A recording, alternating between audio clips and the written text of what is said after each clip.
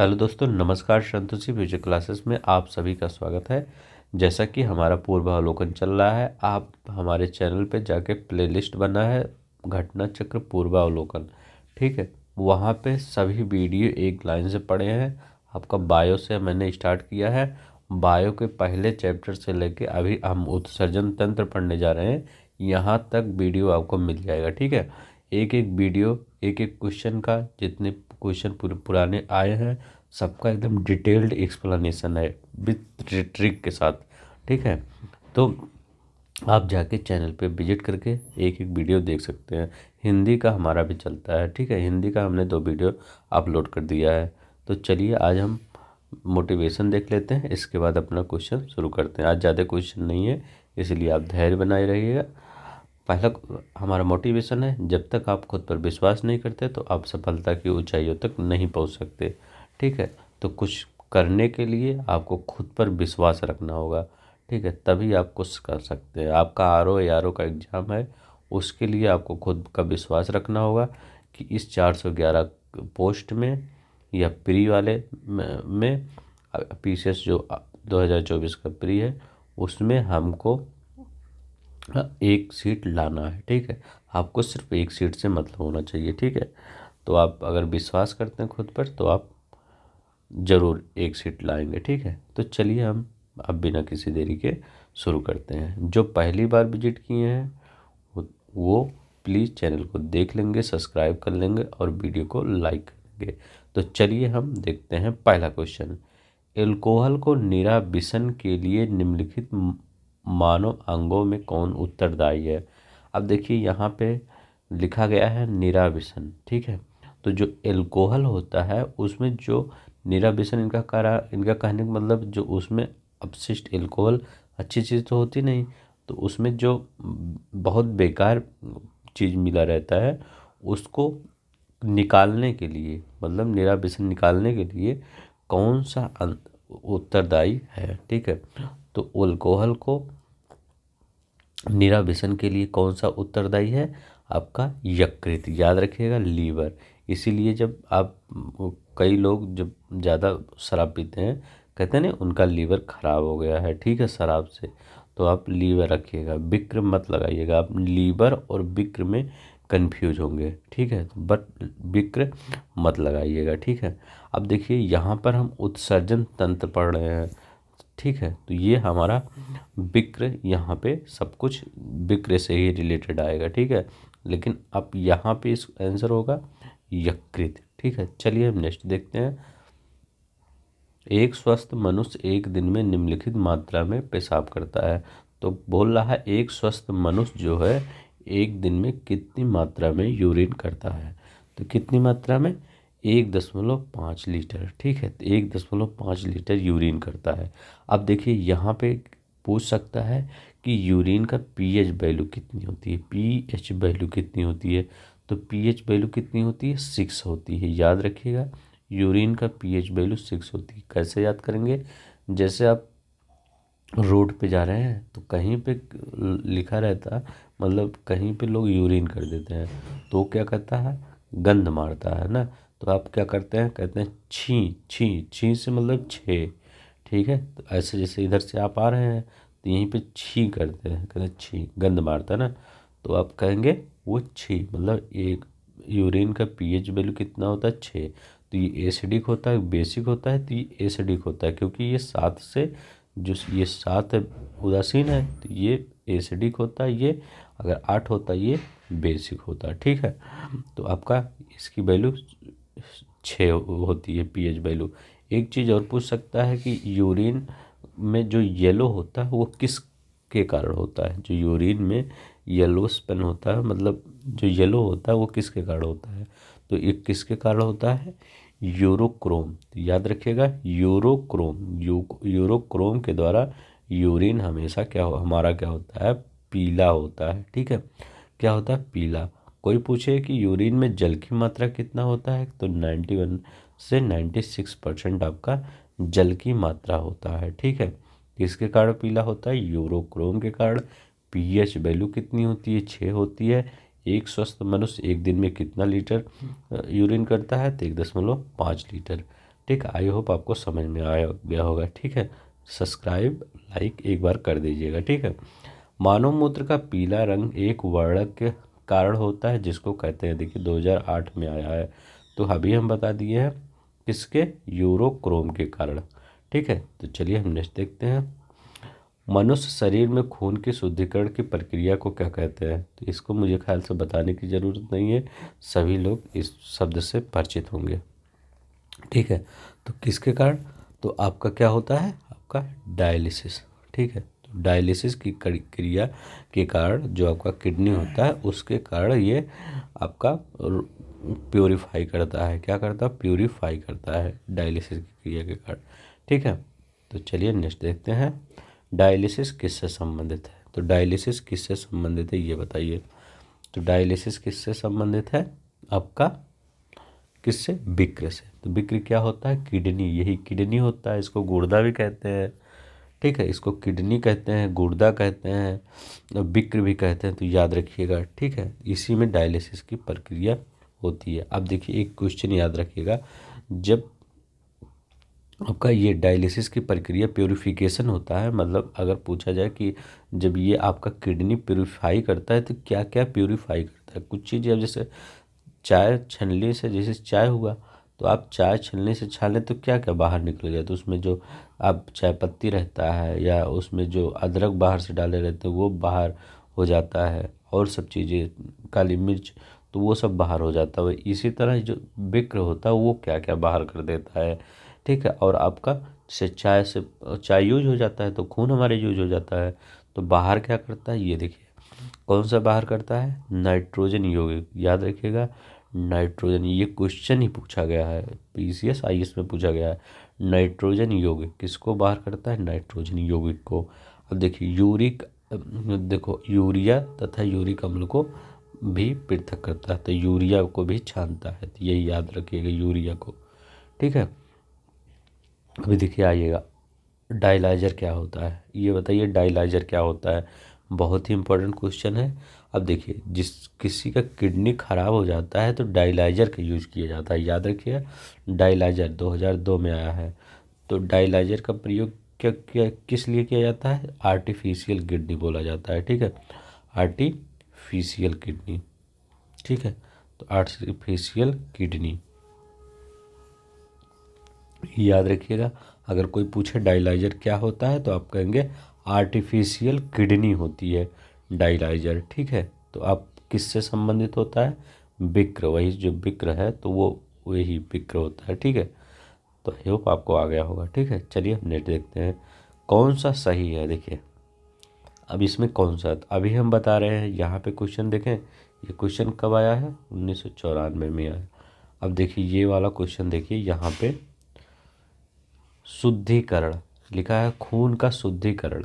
ये क्वेश्चन अगर आप पढ़े होंगे तो ये क्वेश्चन बढ़िया से, तो ये क्वेश्चन देखिए, शुद्धिकरण कहाँ लिखा गया, यहाँ शुद्धिकरण है नहीं, यहाँ है नहीं, यहाँ है नहीं, ये देखिए यही शुद्धिकरण, यह शरीर का सारा रक्त किडनी के माध्यम से शुद्ध होता है। ठीक है, तो आपका कौन सा होगा, सी। तो किडनी क्या करता है, शरीर में जो सारा रक्त होता है किडनी के माध्यम से शुद्ध करता है, प्योरीफाई करता है, किडनी का यही काम होता है। चलिए नेक्स्ट देखते हैं, यहाँ ज़्यादा सवाल नहीं, 32 सवाल है। यूरिया किसके द्वारा रक्त से पृथक किया जाता है, तो यूरिया किसके द्वारा रक्त से पृथक किया जाता है, अभी वहाँ बताए कि यूरिया नाइट्रोजन यौगिक जो होता है वही पृथक सब होते हैं। तो हम कहें चाहे इसको ये बिक्र कहिए, चाहे इसको किडनी कहिए, चाहे इसको गुर्दा भी कहा जाता है, तो गुर्दा के कारण यह पृथक होता है, याद रखिएगा गुर्दा के कारण पृथक होता है। ठीक है, चलिए नेक्स्ट देखते हैं, यहाँ लिखा है मानव में गुर्दे निम्नलिखित में से किस प्रणाली के अंग है, तो बताइए जो मानव में गुर्दा होता है, ये मतलब किडनी कह रहा है, उसका काम क्या होता है, कोई चीज़ ट्रांसपोर्शन, जैसे हीमोग्लोबिन ऑक्सीजन का ट्रांसपोर्टेशन कहता है, तो या रिस्पिरेशन फेफड़ा उफड़ा करता, न्यूट्रिशन शरीर को अच्छा ताकत देता है, या एक्सक्रीशन खराब चीज़ को बाहर करता है, तो इसको आप पता ही होगा, एक्सक्रीशन खराब चीज़ को बाहर करता है। ठीक है, तो इसमें यही होगा। चलिए हम नेक्स्ट देखते हैं, विक्र से प्रति मिनट औसत रक्त प्रवाह कितना होता है, बताइए, अच्छा क्वेश्चन है। विक्र से प्रति मिनट रक्त प्रवाह कितना, इसमें सी वाला ऑप्शन देख लीजिए 200 सीसी होता है, और ये देख लीजिए डी वाला लिख लीजिए 500 सीसी। तो कितना होता है, तो 1200 सीसी होता है। अब देखिए ये कह रहा प्रति मिनट 1200 सीसी होता है। अगर मैं पूछ लूँ कि एक दिन में कितना लगभग ये रक्त का शुद्धिकरण करता है ये हमारा विक्र मतलब किडनी, तो कितना करेंगे, जानते हो कितना होता है, 1500 लीटर। सोच लीजिए आपकी जो ऊपर वाली टंकी रखी रहती है, आपके घर पे ऊपर एक टंकी रखी रहती है, जितना वो पानी जैसे आपके घर पे रहता है ना, आपके घर पे एक टंकी रहेगी ऊपर, ये ऐसे टंकी रखी रहती है, ऐसे बना रहता है, ठीक है, ऐसे। तो ये जो टंकी है जितना पानी, अब कितनी 1000 की होगी लगभग सभी लोग की, कई लोग की 2000 की होती है। तो जितना पानी ये अपने अंदर रख सकता है, जितना सुबह आप भर देते हैं टंकी, उतना तो आपका किडनी वो शुद्ध कर देता है। सोचिए हमारा किडनी कितना सही है। इसीलिए किडनी की देखभाल के लिए अच्छा चीज़ खाना चाहिए, नहीं तो आप ये अल्कोहल से दूर रहना चाहिए, ठीक है। तो आपका ये इसमें 1500 याद रखिएगा, 1500 लीटर एक दिन में शुद्ध कर देता है आपका किडनी, ठीक है। और 1.5 क्या करता है, 1.5 लीटर आपका यूरिन में कन्वर्ट कर देता है इसमें, ठीक है। उसी से 1.5 लीटर यूरिन में कन्वर्ट कर देता है। आप पूछ लेंगे यूरिन का पीएच वैल्यू कितना होता है, तो यूरिन का पीएच वैल्यू कितना होता है, 6 होता है। याद रखिएगा यूरिन का पीएच वैल्यू 6 होता है। अब पूछ लीजिए यूरिन किसके कारण पीला होता है, तो यूरोक्रोम के कारण, यूरोक्रोम के कारण यह पीला होता है। चलिए, जब विक्र कार्य करना बंद कर देते हैं तो कौन सा पदार्थ जमा हो जाता है, तो यहाँ पे नाइट्रोजन का, यही नत्र जनित मतलब ना, नत्र नाइट्रोजन के यौगिक जो होते हैं वही, अभी हम वहाँ बताएं ना नाइट्रोजन की यौगिक। देखिए कितना आराम से ये क्वेश्चन आप कर दिए, ठीक है। नाइट्रोजन यौगिक जमा हो जाते हैं, तो आपका यही होगा। चलिए नेक्स्ट देखते हैं। अब बताइए इसमें मानव गुर्दे का सामान्य कार्य नहीं है, तो जो बताइए मानव गुर्दे का जो होता है वो एक काम नहीं है, किडनी का एक काम नहीं है जो। अब देखिए रक्त में जल की मात्रा का नियंत्रण,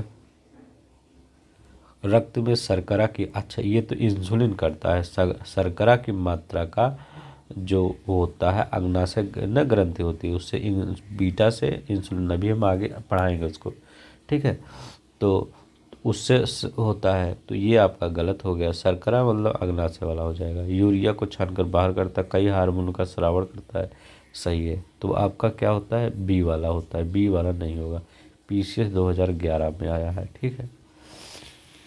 मानव विक्र अस्मसी किडनी स्टोन में पाया जाने वाला प्रमुख यौगिक है, तो बताइए किडनी स्टोन में क्या पाया जाता है, सबसे इम्पोर्टेंट क्वेश्चन है और बहुत बार पूछा गया है, किडनी स्टोन में क्या पाया जाता है।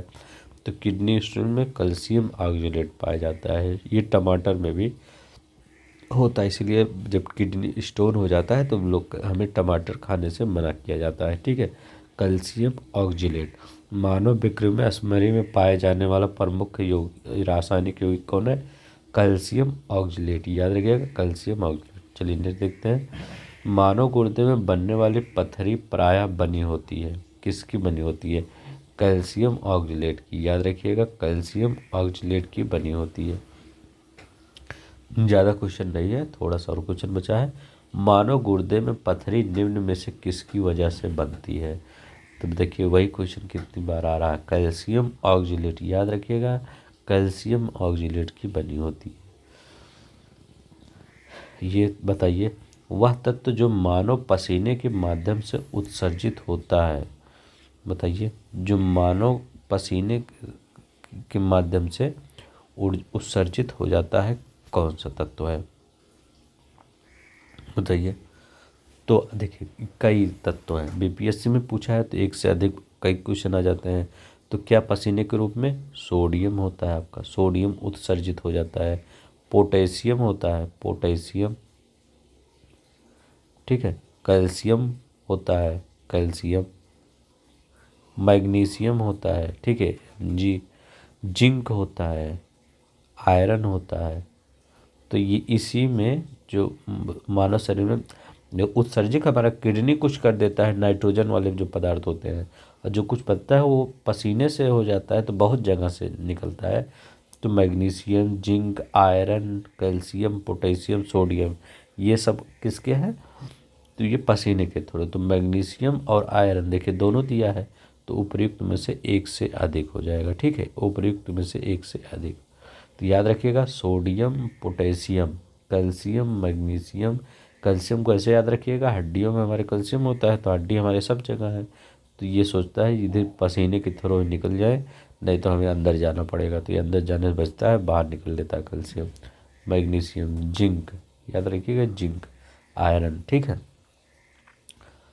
आई होप आपको याद होगा। चलिए नेक्स्ट देखते हैं। अब देखिए यहाँ पे मनुष्य के देखिए नया तंत्रिका तंत्र आ गया है। ठीक है, एक उसी में नए चैप्टर जुड़े हैं। अगर आप पढ़ रहे हैं तो प्लीज़ आप घटना चक्र यहाँ पढ़ने के बाद ज़रूर देखा करिए।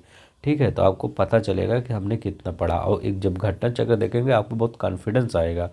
ठीक है, तो सिर्फ आप एक काम करिएगा, सब्सक्राइब जो बटन है वो दबा दीजिएगा और लाइक वाला दबा दीजिएगा, और कुछ मत करिएगा। ठीक है, मनुष्य में कितने जोड़ी कपाल तंत्रिका पाई जाती है? मनुष्य में कितनी जोड़ी कपाल तंत्रिका, ये कितनी जोड़ी दिख रही है आपको? ये 12 दिख रही है ना, कपाल तंत्रिका बोल रहा है।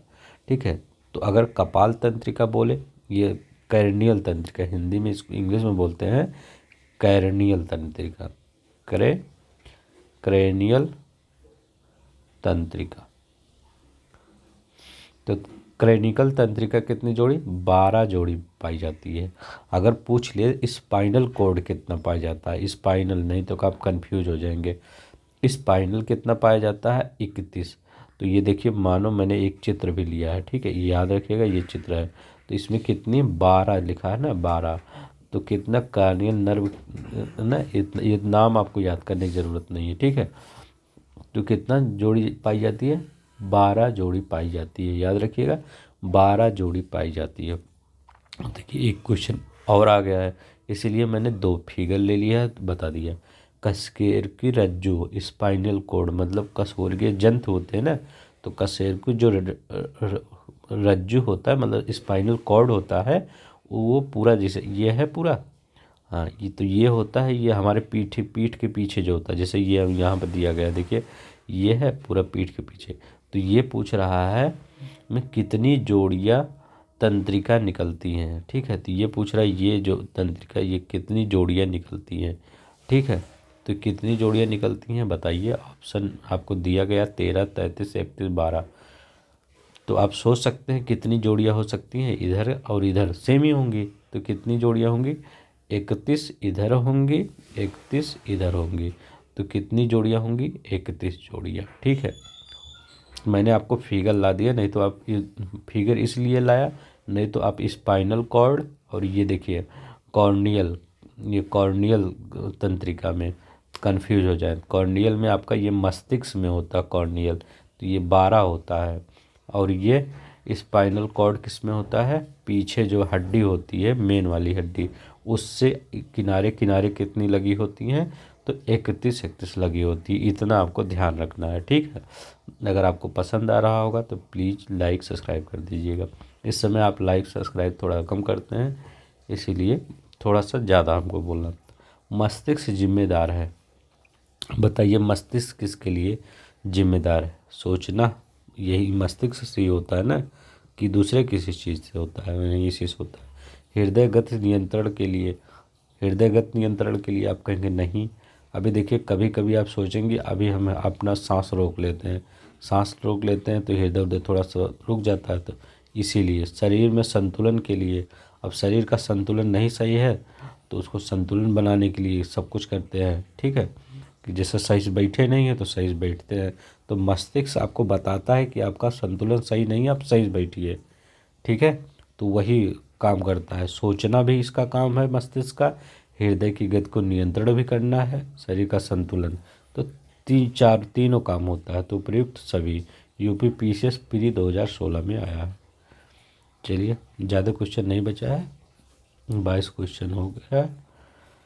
मानव मस्तिष्क में निम्नलिखित में कौन सा विचार कीजिए। मस्तिष्क हृदय गति को नियंत्रित रखने के लिए उत्तरदायी है।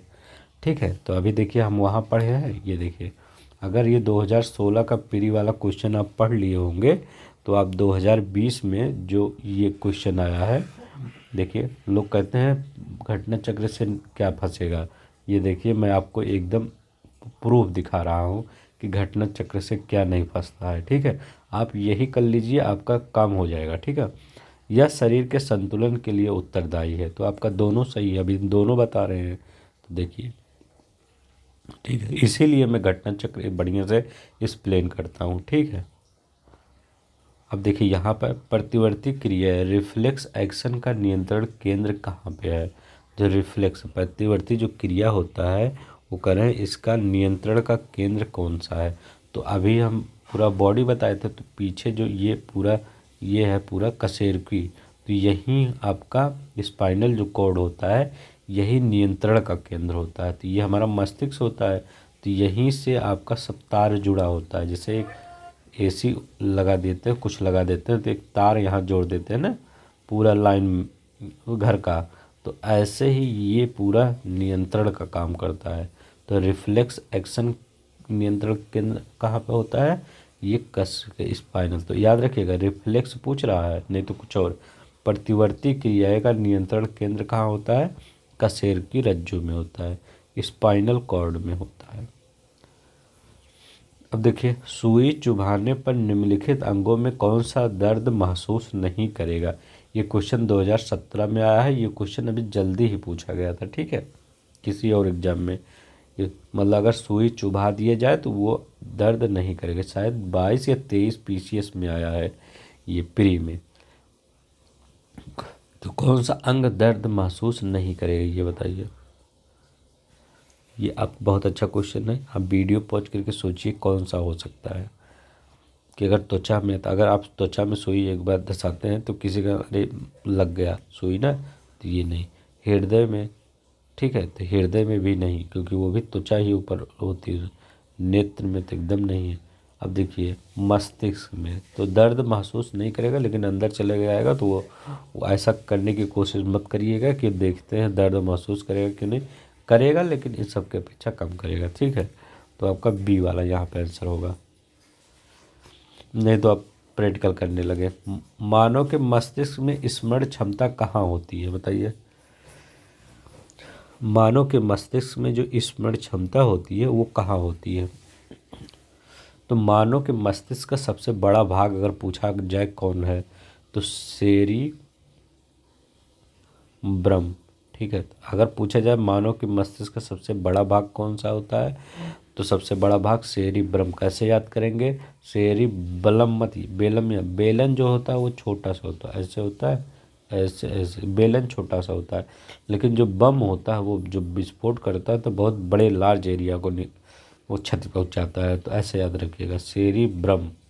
ठीक है, तो मानव शरीर का सबसे बड़ा भाग सेरी ब्रह्म, यह ऐच्छिक क्रियाओं को नियंत्रण करता है। तो सेरिब्रम का कार्य क्या होता है, ऐच्छिक क्रियाओं को नियंत्रण करता है, स्मरण क्षमता आदि को नियंत्रण करता है सेरिब्रम। तो ऐसे याद रखिए कि भ्रम दूर करता है। तो सेरिब्रम क्या स्मरण क्षमता ना, तो याद रखते हैं ब्रह्म। आई होप आपको याद रह गया बढ़िया से, इसको याद कर लीजिएगा, अच्छा क्वेश्चन है। प्रतृप्त और प्यास के केंद्र में मानव मस्तिष्क निम्नलिखित में किस भाग में, मतलब इनका मतलब कहने का है कि आप अगर प्यास उस लगी है तो शरीर का कौन सा भाग कहेगा भैया आपको प्यास लगी है, सर आप जल्दी से आप पानी एक गिलास पीजिए। अगर वो नहीं बोलेगा तो आपको प्यास लगेगी, आपको पता ही नहीं चलेगा। ठीक है, तो अगर जिसको नहीं पता चला उसका हाइपोथैलेमस गड़बड़ है। ठीक है, तो अगर प्यास लगी है तो तुरंत बता देगा आप एक गिलास पानी पीजिए। तो आपको कौन सा है, हाइपोथैलेमस। तो हाइपोथैलेमस जो होता है यही आपका काम करता है। क्या करता है आप बताइए, मैं इसका बता रहा हूँ। ये क्या करता है, भूख प्यास जब आ गई तो प्यास भी होता है, प्यास भूख प्यास, ताप ताप नियंत्रण। तो ताप नियंत्रण का काम करता है, यही करता है।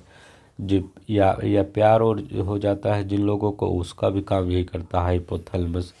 घृणा भी ना, तो घेड़ा भी यही काम करता है। तो ये याद रखिएगा, भूख, प्यास, ताप नियंत्रण, टेम्परेचर, यही सबसे ज़्यादा पूछा जाता है। टेम्परेचर तो हाइपोथैलेमस, और ये प्यार और घृणा ये दोनों, ठीक है, दोनों का काम होता है, ठीक है। तो ये कौन करता है? हाइपोथैलेमस करता है। शरीर के तापक्रम पर को कौन सा नियंत्रित करता है? अब देखिए तापक्रम आ गया, तब यहाँ हम क्या बता रहे थे? शरीर के ताप 2010 में आया था, ये 2019 में आया है, ठीक है। तो कौन सा कार्य करता है? तो हाइपोथैलेमस, पे बताने की जरूरत नहीं है। तो साइक्रम हाइपोथैलेमस। अब देखिए यहाँ पे, ये देखिए ये हाइपोथैलेमस, ये क्वेश्चन, ठीक है, 2000 बीपीएससी 18 में भी आया, 19 में आया है, ठीक है। तो ये कट गया था, इसीलिए मैं सोचा 2 बार दिखा देता हूँ ताकि आपको पता चल जाए कि हाँ देखिए 2 बार आया क्वेश्चन ये तापक्रम को, तो ये इम्पोर्टेंट है। 28 हो गया। मानव शरीर का तापक्रम है, तो मानव शरीर का तापक्रम कि जाड़ों में घट जाता है क्या? आप जाड़े में आपका तापक्रम घट जाता है, गर्मियों में क्या बढ़ जाता है? ऐसा तो थोड़ी होता कि गर्मी लग रही तो हमारे शरीर का ताप भी बढ़ गया, ऐसा नहीं होता। न जाड़ों में घटता है, न गर्मियों में बढ़ता है। तो आपका सी हो जाएगा। कौन सा? सी हो जाता। हमारे शरीर का तापमान कितना होता है? अगर फ़ारेनहाइट में पूछे तो कितना बताएंगे? 98.6। ये चाहे ठंडी हो चाहे गर्मी हो, फ़ारेनहाइट, ठीक है, सब में यही रहता है 98.6 डिग्री फ़ारेनहाइट, ठीक है। तो ये आपका यही रहता है, याद रखिएगा। डिग्री सेल्सियस में पूछे तब क्या करेंगे? तो डिग्री सेल्सियस में पूछे तो कितना? 37 डिग्री सेल्सियस। कितना करेंगे? आप अगर डिग्री सेल्सियस में पूछ रहा है तो कितना करेंगे? 37 डिग्री सेल्सियस हमारे ताप होता है, ठीक है, 37 डिग्री सेल्सियस। अगर बताइए ये एक केल्विन ही होता है, ताप केल्विन होता है, कितना होता है उसमें? 310 केल्विन होता है। याद रखिएगा 37 डिग्री सेल्सियस 98.6 फ़ारेनहाइट, याद कर लीजिए, पूछा जाएगा। और 310 केल्विन यही होता है, ठीक है। ये पूछ ले सकता है ये किसने बताया? कोई ना कोई बताया होगा कि इतना डिग्री सेल्सियस मान होगा था। तो कौन से? एक जर्मन वैज्ञानिक थे, चिकित्सक थे, जो कार्ल, पूछ सकता है, कार्ल रीन होल्ड, ठीक है। कभी पूछा नहीं है लेकिन आप थोड़ा सा याद रख लीजिए, दिमाग में रख लीजिए, हो सकता है पूछ लेता, बता दीजिएगा और क्या, ठीक है। तो ये याद है, ये तो आपको याद रखना, सबसे ज़्यादा ये पूछा जाता है। मानव शरीर का तापक्रम कितना होता है? 98.6। देखते हैं कहीं है, कहीं यहाँ नहीं है, यहाँ नहीं है, यहाँ नहीं, गलत। देखिए पॉइंट पॉइंट में दिया है, ठीक है, पीसीएस में आया, आपके पेपर में आया। देखिए अगर आपको नहीं पता है तो 98.6 फ़ारेनहाइट, 37 डिग्री, ठीक है, ये ठीक है। और ये 310 केल्विन किसने दिया था? कॉर रीन होल्ड ने। तो आपका डी वाला हो जाए, इसमें से कोई नहीं। कुछ लोग ये लगा के चले आएंगे सी वाला, ठीक है, लेकिन सी वाला मत लगाइएगा, लोक सेवा आयोग ने इसमें डी ही मारा है, ठीक है, तो आप डी ही लगाइएगा, यही होता है। ये क्या? अब चलिए, मानव मस्तिष्क में निम्नलिखित भागों का कौन सा एक निगरण और उल्टी का नियमन केंद्र है? बताइए। जो उल्टी उल्टी होता है तो उसके का नियमन केंद्र कौन सा होता है? कौन सा? मेडुला ऑब्लांगेटा, ठीक है। तो कौन सा होता है? मेडुला ऑब्लांगेटा होता है आपका, याद रखिएगा, मेडुला ऑब्लांगेटा। मनुष्य के शरीर का सामान्य ताप कितना होता है? तो अभी हम कितना बताएं? 37 डिग्री।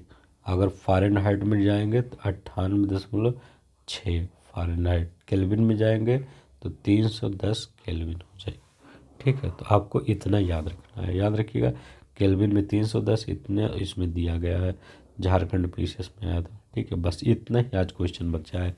अब आप बुक खोल के देखिएगा, जब ये घटना चक्र का, तो उसमें हमने लगभग सब क्वेश्चन करवा दिया है ना, कोई क्वेश्चन नहीं बचा है।